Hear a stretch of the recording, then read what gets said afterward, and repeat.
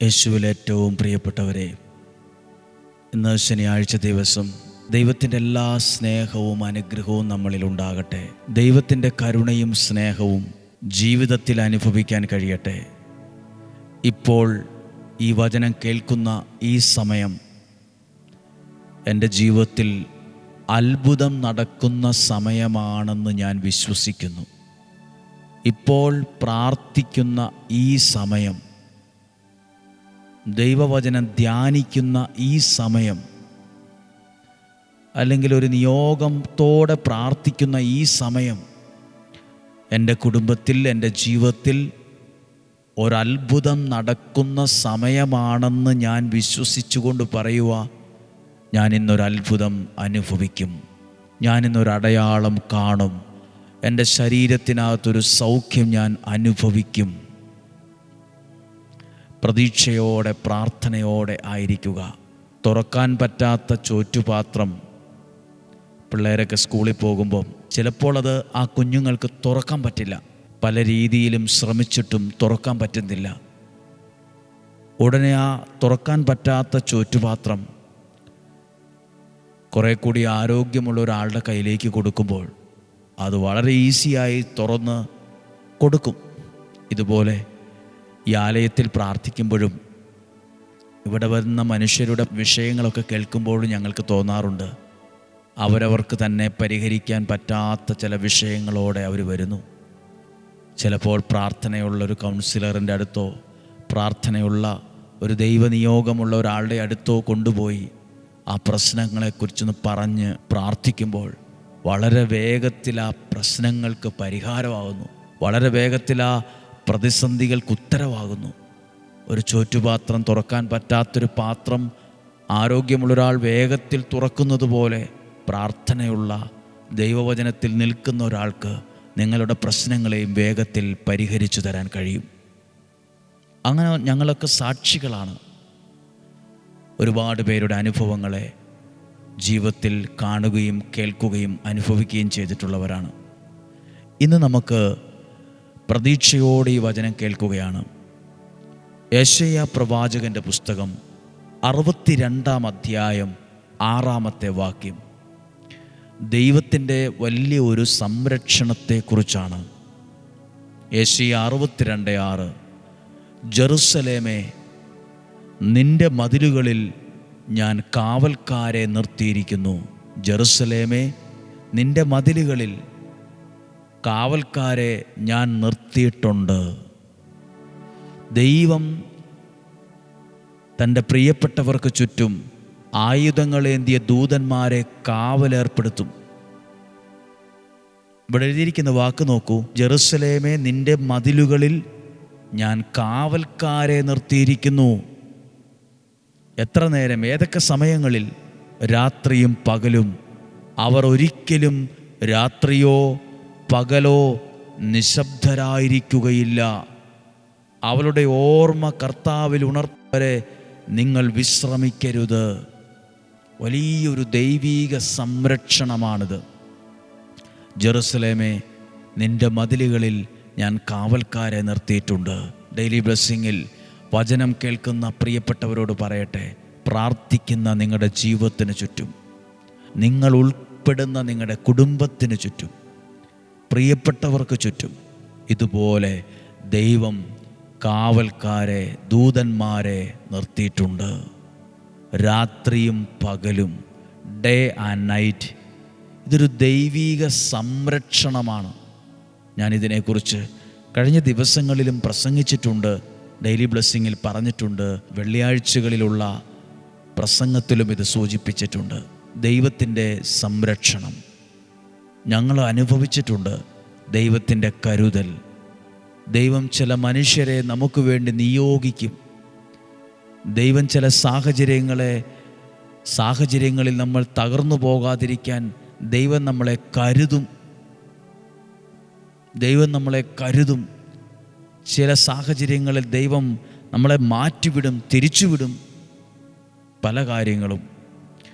ദൈവത്തിൻ്റെ സംരക്ഷണമുള്ള ഒരാൾ 100,000 പേരുടെ ഇടയിൽ നിന്നാലും ആ സംരക്ഷണം കിട്ടും. ദൈവത്തിൻ്റെ സംരക്ഷണമുള്ള ഒരാൾ പതിനായിരക്കണക്കിന് വാഹനങ്ങൾക്കിടയിലൂടെ വാഹനം ഓടിച്ചു പോകുമ്പോഴും ആ വാഹനത്തിൻ്റെ മേൽ ദൈവത്തിൻ്റെ ഒരു കരുതലും കാവലും ഉണ്ടാവും. ദൈവത്തിൻ്റെ ഒരു സംരക്ഷണം അതിന്മേലുണ്ടാവും. ഒരു കേടോ ഒരു പരിക്കോ വരാതെ ദൈവം സംരക്ഷിക്കും. ഒരു ദോഷവും വരാതെ ദൈവം പരിപാലിക്കും. പ്രിയപ്പെട്ടവരെ, ഇത് നമുക്ക് ആവശ്യമാണ്. എന്നും പ്രാർത്ഥിക്കേണ്ട ഒരു പ്രാർത്ഥനയാണ്. ദൈവമേ, ജെറുസലേമിന് ചുറ്റും, ആ മതിലുകൾക്ക് ചുറ്റും കാവൽക്കാരെ നിർത്തിയതുപോലെ വചനം കേൾക്കുന്ന എന്നെയും എൻ്റെ കുടുംബത്തിന് ചുറ്റും അങ്ങയുടെ കാവൽ ദൂതന്മാരെ നിയോഗിക്കണമേ. നിങ്ങൾ ആരെങ്കിലും ഇങ്ങനെ ചിന്തിക്കുന്നുണ്ടോ? ഞങ്ങളുടെ വീട്ടിലെന്നും വഴക്കാണ്. ഒരു ദിവസം സന്തോഷമാണ്, 10 ദിവസം വഴക്കാണ്. ഒരു ദിവസം പ്രാർത്ഥിച്ചാൽ പിന്നെ ഒരു മാസം പ്രാർത്ഥിക്കാൻ പറ്റില്ല. ഒരു ദിവസം വചനം ഇങ്ങനെ കേട്ടാൽ പിന്നെ വചനം കേൾക്കാൻ തോന്നില്ല. വീടിനകത്ത് എന്നും രോഗമാണ്. എത്ര പൈസ കിട്ടിയാലും അത് ആശുപത്രി കൊടുക്കാനേ തികയുന്നുള്ളൂ. മരുന്നിന് മാത്രമേ അത് പ്രയോജനപ്പെടുന്നുള്ളൂ. ഒരു ഉപകാരത്തെ കൊള്ളിക്കാൻ പറ്റുന്നില്ല. നിങ്ങൾ അങ്ങനെയുള്ള ആരെങ്കിലുമൊക്കെ കേൾക്കുന്നുണ്ടെങ്കിൽ ഈ വചനങ്ങൾ പ്രത്യേകം ഏറ്റെടുക്കണം. ജെറുസലേമേ, നിൻ്റെ മതിലുകളിൽ ഒരു പ്രശ്നവും വരാതിരിക്കാൻ ഞാൻ കാവൽക്കാരെ നിർത്തിയിട്ടുണ്ട്. കർത്താവേ, ഇതേ കാവൽ ദൂതന്മാരെ എൻ്റെയും എൻ്റെ ജീവിതത്തിൻ്റെയും എൻ്റെ കുടുംബത്തിൻ്റെയും ചുറ്റും നിർത്തണമേ. പ്രാർത്ഥിച്ചാൽ അതതുപോലെ സംഭവിക്കും. അത് അനുഭവിക്കാൻ കഴിയും. അത് അനേകരുടെ അനുഭവമാണ്. ദൈവത്തിൻ്റെ സംരക്ഷണം ഇല്ലായിരുന്നെങ്കിലോ പണ്ടേ തവിട് പൊടിയായനേയും, തകർന്നു പോയേനേയും, ഒറ്റപ്പെട്ടു പോയേനേയും, നിരാശ ബാധിച്ചേനേയും, വല്ലാതെ മനസ്സ് ഡൗണായി പോയേനേയും പിടിച്ചു നിർത്തിയത് ദൈവത്തിൻ്റെ കരമാണ്, ദൈവത്തിൻ്റെ സംരക്ഷണമാണ്, ദൈവത്തിൻ്റെ കരുതലാണ് പിടിച്ചു നിർത്തിയത്. നിങ്ങൾ ചിന്തിച്ചു നോക്കിക്കേ, ആ പ്രയാസത്തിൽ നിന്ന് എങ്ങനെയാണ് കരകയറിയത്? ആ പ്രതിസന്ധികളിൽ നിന്ന് എങ്ങനെയാണ് ജയിച്ചത്? ദൈവത്തിൻ്റെ കരം കൂടെ ഉള്ളത് കൊണ്ട് തന്നെയാണ്. ഇന്ന് പ്രത്യേകം പ്രാർത്ഥിക്കുമ്പോൾ ഓർത്തേ, കർത്താവേ, ജെറുസലേമേ, നിൻ്റെ മതിലുകൾക്ക് ചുറ്റും ഞാൻ കാവൽക്കാരെ നിയോഗിച്ചിട്ടുണ്ടെന്ന് പറഞ്ഞതുപോലെ ഡെയിലി ബ്ലെസ്സിങ്ങിൽ വചനം കേൾക്കുന്ന ഞങ്ങളുടെയും ഞങ്ങളുടെ കുടുംബത്തിൻ്റെയും ചുറ്റും കാവൽക്കാരെ നിയോഗിക്കണമേ.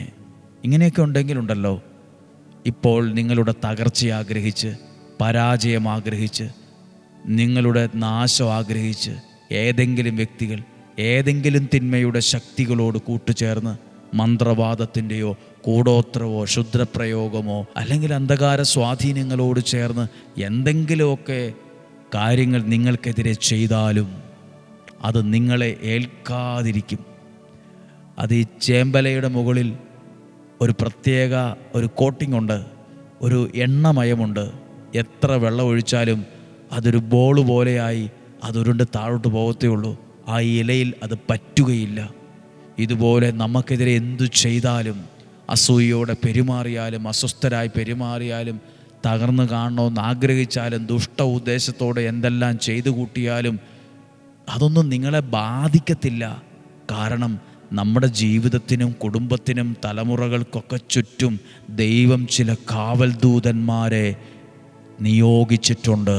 അവർ രാത്രിയോ പകലോ ഉറങ്ങി വിശ്രമിക്കുകയില്ല. യെശയ്യാ 62 വചനമാണ് വായിച്ചത്.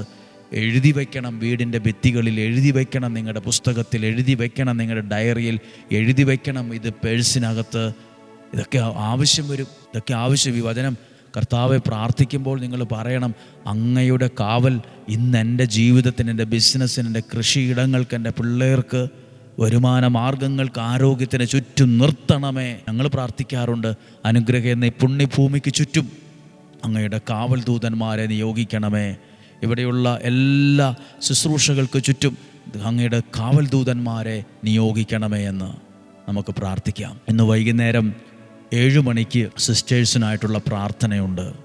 മറക്കാതെ നിങ്ങളുടെ പ്രിയപ്പെട്ടവരോ ഇടവകയിലോ കുടുംബക്കാരോ സിസ്റ്റേഴ്സായിട്ടുണ്ടെങ്കിൽ ഈ പ്രാർത്ഥനയിൽ പങ്കെടുക്കാൻ പറയുക. ഏകദേശം അരമണിക്കൂർ സമയമാണ് പ്രാർത്ഥിക്കുന്നത്. നിങ്ങൾ ആരെങ്കിലുമൊക്കെ പരിചയക്കാർ കേൾക്കുന്നെങ്കിൽ പരസ്പരം ഷെയർ ചെയ്യുക, വാമൊഴിയായി അറിയിക്കുക. ദൈവം അനുഗ്രഹിക്കട്ടെ. നമ്മുടെ കർത്താവ് ഈശോ മിശിഹായുടെ കൃപയും പിതാവായ ദൈവത്തിൻ്റെ സ്നേഹവും പരിശുദ്ധാത്മാവിൻ്റെ സഹവാസവും നിങ്ങളോട് കൂടെ ഉണ്ടായിരിക്കട്ടെ. നിങ്ങളുടെ കുടുംബത്തിലും യാത്രകളിലും തീരുമാനത്തിലും ഉണ്ടായിരിക്കട്ടെ. ദീർഘായുസ്സും ആരോഗ്യം ഉണ്ടാകട്ടെ. ജെറുസലേമേ, നിൻ്റെ മതിലുകൾക്ക് ചുറ്റും ഞാൻ കാവൽ ദൂതന്മാരെ നിയോഗിച്ചെന്ന് പറഞ്ഞതുപോലെ അങ്ങയുടെ കാവൽ ദൂതന്മാരെ ഞങ്ങളുടെ ജീവിതത്തിന് ചുറ്റും നിയോഗിക്കണമേ. അങ്ങയുടെ ശുശ്രൂഷ ചെയ്യുന്ന ഞങ്ങളുടെ ഓരോരുത്തരുടെയും ജീവിതങ്ങൾക്ക് ചുറ്റും ഈ സംരക്ഷണമുണ്ടാകട്ടെ. രോഗങ്ങൾ, അപകടങ്ങൾ, ദുർമരണങ്ങൾ, മൂപ്പെത്താത്ത മരണം ജീവിതത്തിൽ നിന്ന് മാറിപ്പോകട്ടെ. സമാധാനവും സന്തോഷവും ഉണ്ടാകട്ടെ.